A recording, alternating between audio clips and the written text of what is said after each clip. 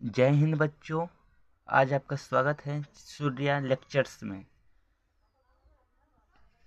हम आज प्रश्नावली 1.4 को हल करने वाले हैं, जो शांत अशांत दशमलव प्रसार दिया गया है इसमें।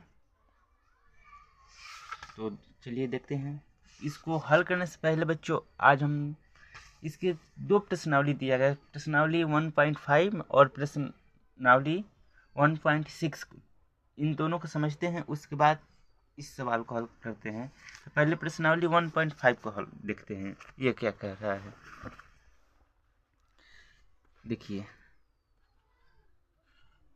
ये प्रश्नावली 1.5। मान लीजिए x एक ऐसी परिमेय संख्या है जिसका दशमलव प्रसार शांत है। तब x को p बाई q के रूप में व्यक्त किया जा सकता है, जहां p और q सह अभाज्य हैं तथा q का अभाज्य गुणनखंड 2 का पावर n गुणते 5 के पावर m के रूप का है, जहां n और m कोई ऋणात्मक पूर्णांक है। बच्चों, इस प्रश्नावली कहने का साफ साफ मतलब है कि मान लीजिए ये कोई x संख्या है जिसके बटे में y है, ठीक। अब ये x और y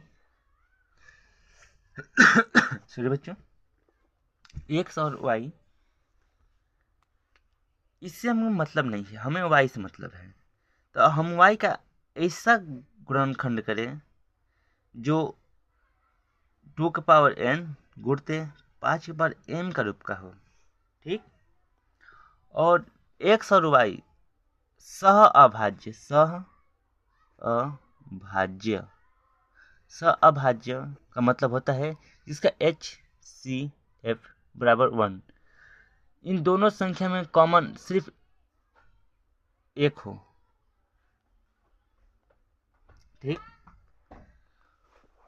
और प्रश्नावली 6.2 क्या कह रहा है उसको भी देख लेते हैं। मान लीजिए x बराबर p बाई क्यू, जहाँ p और q सह अभाज्य है। एक परिमेय संख्या ऐसी है कि q कामा 2 के पावर n तथा 5 के पावर m के रूप का है, जहाँ n और m ऋणात्मक पूर्णांक है। तब दशमलव प्रसार शांत होगा।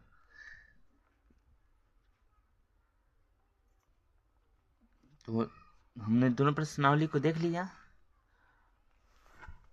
अगर Q जो है ये y बराबर m का 2 का पावर n 5 के पावर m का रूप का नहीं होगा, तब ये दशमलव प्रसार अशांत होगा। क्या होगा? अशांत होगा। इस बात को हमें ध्यान रखना है। चलिए पहले प्रश्न को हल करते हैं। देखिए, पहला प्रश्न है प्रश्नावली 1.4 का। बिना लंबी विभाजन प्रक्रिया किए बताइए कि निम्नलिखित परिमेय संख्या के दशमलव प्रसार शांत है या अशांत आवर्ती। तो पहला सवाल है 13 बटे, देखिए ये पहला 13 बटा में 3125 लिख लेते हैं पहले सवाल को। प्रश्नावली पहले लिखते हैं, प्रश्नावली 1.4 इतना हो गया। उसके बाद पहला सवाल क्या है, तो 13 बटे में 3125 ये है। बच्चों, अपने प्रमेय 1.5 को जैसे समझा है कि ये हर को हमें फैक्टराइजेशन करना है। तो इसका फैक्टराइजेशन करिए फैक्टराइजेशन। फैक्टराइजेशन करने के बाद अगर 2 का पावर n तथा m के पावर 5 के पावर m का रूप का नहीं होता है तो ये अशांत होगा। क्या होगा? अशांत होगा। तो चलिए देखते हैं, इसको हम आगे सॉल्व करेंगे। ये अब लिखेंगे हल। हल हो गया, इतना लिख लिए। अब लिखेंगे 13 बटे में 3125 बराबर 13 को ऊपर 13 इसे छोड़ देंगे। अब नीचे लिखेंगे, इसका फैक्टराइजेशन करेंगे पहले। तो फैक्टराइजेशन कैसे करेंगे? हर का। चलिए कर लेते हैं। 3125 यही है ना, इसका गुणनखंड कीजिए। पहले 5 कटेगा। चलिए 5 पहले कटाते हैं। 5 छक्के 30, 6 उतरेगा 12, 15 के 10, 2 बचेगा 50, 25। फिर 5 ले करते हैं, 25 आएगा। आएगा ना? देखिए, सॉरी 125 आएगा। 125 आएगा। फिर 125 करेंगे तो 25 आएगा। फिर 25 करेंगे 5 आएगा और लास्ट में 1 बचेगा। इतना ही बचेगा। ठीक, तो ये 5 के पावर कितना बार? जितना 5 आया उसका उतना ही पावर होता है। ठीक, तो लिख लेंगे। 2 एक बार भी नहीं है तो 2 का पावर 0 गुणते 5 के पावर, देखने कितना आया है। 5 के पावर 5 मतलब 5 बार आया है। इसका गुणनखंड किए तो 5 के पावर 5 बार आया है। ठीक, तो जो 2 का पावर 0 है, हम इसको लिख सकते हैं 13 बटे 2 के पावर 5, 5 के पावर 5। ठीक, और गुणते में 2 के पावर 5, इतना हो गया। अब बराबर लगा के लिखेंगे 13 गुणे 2 का 5 गुना कितना होगा? तो होता है 32। कितना होता है? 32 बटे में हर समान है। अरे, पावर समान है तो हर में गुणा हो जाता है। जो पावर समान होता है, जो संख्या होता है उसमें गुणा कर देंगे। 10 के पावर कितना है? ये पावर 5 हो जाएगा। ठीक, अब लिखेंगे 30 गुणा करिए। 13 दूना के 26 के 6 हासिल 2 है। 13 39 2 40, 41 हो जाएगा। 41 बटे 10 के पावर 5। ठीक, अब इतना हो गया। अब बराबर लगा के लिखेंगे। कितने? 10 के पावर 5 है ना, तो पहले लिखते हैं 41। इसके ये 3 संख्या है, 0 लगाते हैं।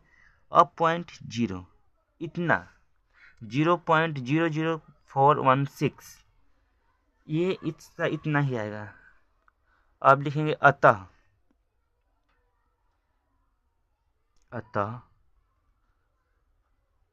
दशमलव प्रसाद शांत है। The end. ये सवाल इतना ही हो गया। कुछ नहीं करना है, एकदम ईजी है, बिल्कुल ईजी है। चलिए ऐसे ही हम लोग दूसरे सवाल को लगाते हैं।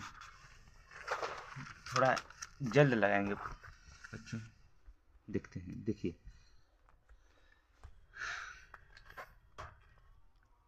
दूसरा क्या कह रहा है? तो दूसरा है 17 बटे 8। इसको हम 8 को फैक्टराइजेशन करेंगे।